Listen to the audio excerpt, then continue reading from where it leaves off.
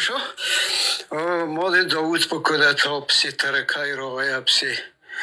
پجلای همین چه راغه کوای شار پیرکای آوتی پد پیرکای هشت زریدار پا کندک تانکی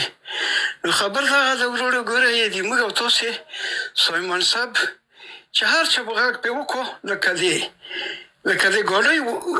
آسان من به وایلی قسم په خدای دی چې هم نو کردی زه په خپل په نظام کراول دې کارغې کې ورواز پیغام راغی چې حفظ امین صاحب امر کړی دی چې هغه سایمان صاحب چې پیژنې چې هغه خدای رسول نه پی مسلمان دی او توجیهات نشته چې په وخت هغه کې ځای کوي ژوندې خخ کوي ګوره دا د موږ جهالت و د هغو ورو چې ځان ته کمونستان مې فکر یې کوي چې د دین هم اپین د ملتو دی ولیکن په دغه وخت کې چې مجاهدین لاړل والله بالله د اسلام په خاطر لاړل نه د پاکستان اجنټان خو په داسې حالت کې یعنې یقین وکړه چې د هر کلي نه به یې هغه با تقوا شریف خلک په دې نامه چې دغه باید د جامعه نه ورک شي ځکه موږ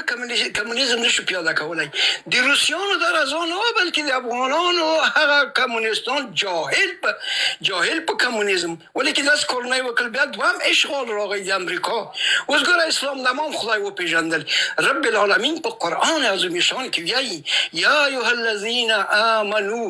من یرتد منکم عن دینه فسوف یأتی الله بقوم یحبهم ویحبونه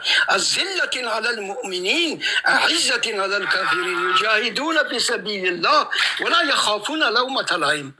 يعني دزي قوم بسوف يأتي الله بدير يعني لري اغا كراشي چه خدای با پدای عاشقوی دی با خدای عاشقوی دی هیچ کافر بی دین بنداری گره پا افغانستان که دی علماء و پیروزی و الهی نصرت و تو ستاد صفت ورور و بیایم که دی خدای ری وګورئ د دې خلکو ملاتړ وکړئ په دې پسې مه ګرځئ ځکه چې د نه څلوېښتو ملکو قوت د امریکا کافر نن ګوره علما دا زور لري ملت رهبري کولی شي نن ایران ته وګوره دغو سپین ږیري رهبر یعنی امام خمینی ته فکر وکړه څه خیل اردو یې روزلې ده د موږ اردو چې د هر بېدین غلی دی فرمان یې ورکړی که امریکا ده که روس دی دی خپل ملت وژلی نو نن الحمدلله په د دوو ملکو کې د الهي حکومت ظهور و چې رب العالمین په قرآن کې بشارت ورکړی د دې خلکو خدمت یعنی هیڅ سکولار کمونیست په ژوند به دا خدمت ونه کړو ولیکن دا خدمت دی دا ناکامي نه لري ځکه د ملت بچیان اصلي مای اکه علما هغه ونه کو خدمت ونه کو العلماء ورثه الانبیاء علما جانشین د محمد رسول الله دی نو د دې خلکو په مابین کې امکان لري اشتباهات وي ولیکن دا اشتباهات د دې سبب نه ګرځي د حکومت که امریکا ونه شوی کولی ټول اروپا کافر ملکونه ورسره رب العالمین دی پیروز کړ نن د دې حکومت یعنی شکست ناممکن دی تاسو په صفت مسلمانانو تاسو په صفت روشن فکرانو کوم چې مسلکي نفر دي باید خدمت ته ملا وتړئ تاسو ولیدل پاکستان پاک لا باندې اشرف غني ونه په کارځای څه یې وکړ اما دی چې کله راغله هغه ویني چې د پاکستان حکومت په لرزه دی والله بالله چې دا حکومت یو الهي نصرت او بشارت یې په قرآن او حدیثو کې راغلی نو دا حکومت شکست نه لري که د ایران حکومت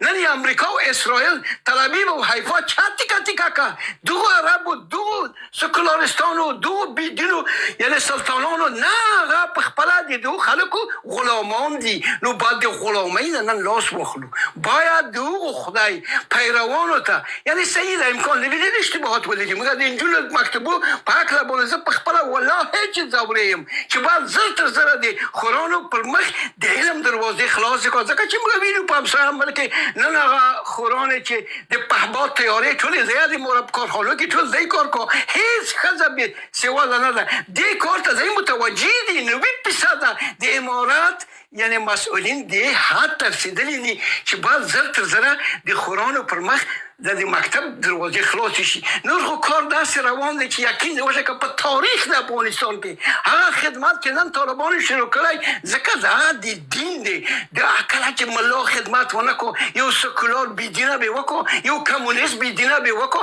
ځکه د پردیو غلامان دي. نن په افغانستان کې ټول جهان اسلام په دی فخر کو ځکه چې د داسې یو قدرت یعنې ته فکر وکړه چې موږ په ملک کې 15 میلیونه په مخدر وخته وو. دغو بېدینو ښه لیدل چې دغه خلک دا ځوانان ټول تباه شول ولیکن غمخور چې پیدا شو د دې ملت هغو هلې تداوی شروع کړي. نن الحمدلله د مخدرو لمنې ورټوله کړه د خیانت لمنې ورټوله کړه. صحیح ده چې امکان لري ډېر شیان اشتباهات ولري ولیکن د دې اشتباهاتو په خاطر باید موږ د پردیو لمن ونه نیسو دغو الله لمن ونیسو چې رب العالمین په قرآن کې ویلي دي هل یستوی الذین یعلمون والذین لا یعلمون فاسألوا اهل الذکر. دا قرآن دی موږ قانون نن د امنیت چې غواړي یا شکر الحمدلله الحمدلله ټول جهان اسلام په فخر کو. اما راغلو پیسه دې کې یو په یو خو جنت نه جوړي. دا دغو ځوانانو ته ضرورت لري چې نن خفه شوي دي هغو په پخواني حکومت کار کړی ولیکن دا خو امیر المؤمنین هم وویل دا اشتباهات علماو نه هم کېږي ځکه ډېر علما وو چې په همدغه حکومت کې به بسترې پښو کړې وه اجماع د امت او اجماع د امت او د امریکا اشغال یې تاییداوه. بیا خو د طالبانو کوم امیر المؤمنین دا امر ونه کړو چې دغو علماو سر ووایي ټولو ته یې بخشش وکړو. نن هم امکان لري چې لاسونه سره جوړ کړو دا افغانستان به انشاءالله جنت وګرځوو. هیڅ قدرت طاغوتي نشته چې د افغانستان په مقابل کې یعنې قد علم کړو. ځکه ملت مسلمان دی د ملت مسلماني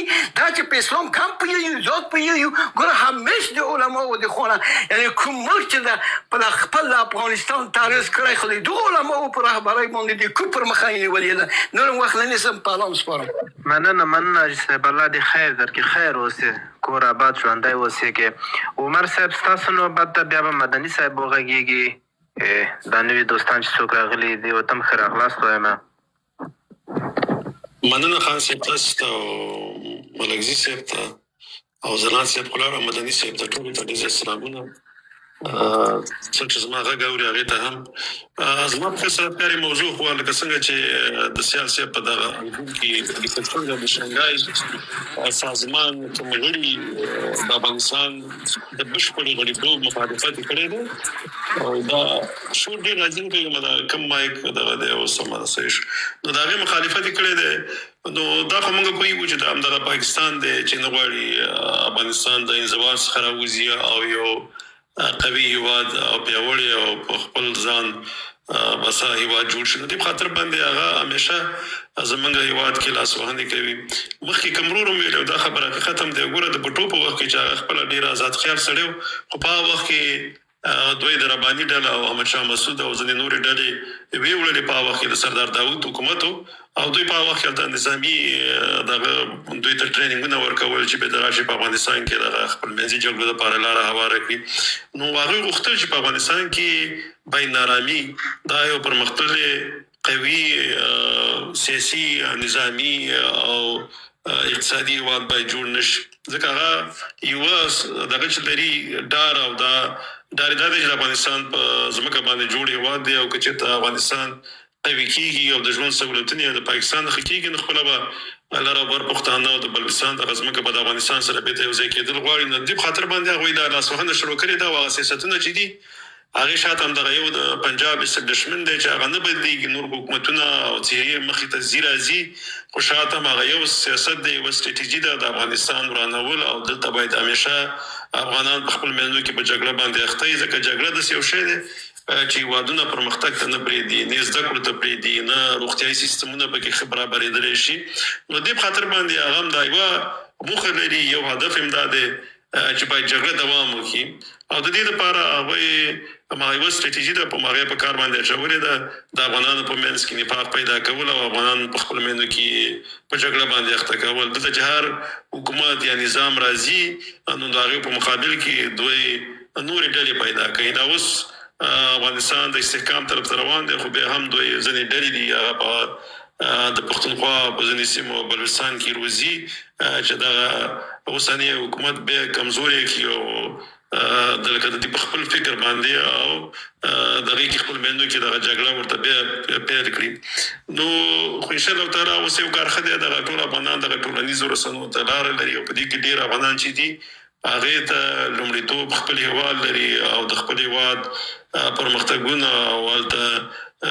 ښې د اقتصاد لپاره دا فکر ورسره دی نو جګړې نه غواړي ځکه جګړه چې دغه بدبختي راوړي هېوادونو ته نو د دې لپاره ټول کار کوي صحیح ده په څوک په حکومت باندې سلمي نیوکې لري هغه په مثبت ډول باندې هغه د هر افغان حق دی چې هغه خپلې غوښتنې د خپلو حکومتونو نه به کوي او هغه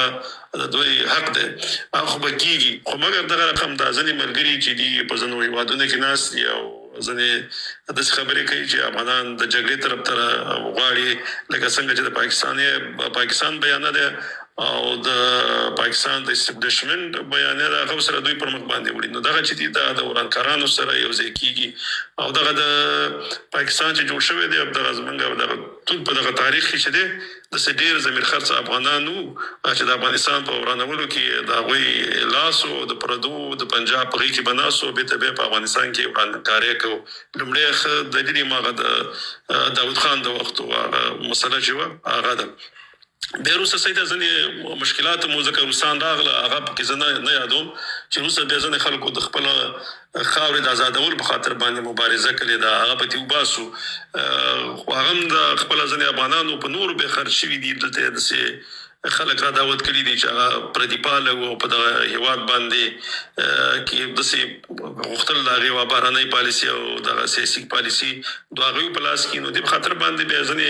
افغانانو هغه غلامي نه منله نو هغې په خلاف باندې جګړه کوله هغه بیا جدا مسله ده خو زه هغه وخت یادوم چې کله روسان لا نور راغلي او دا ځینې تلي د پنجاب څخه به سلا اخیستله د هغه ځای نه به پیسې اخیستلې او بېرته به راتله په افغانستان کې به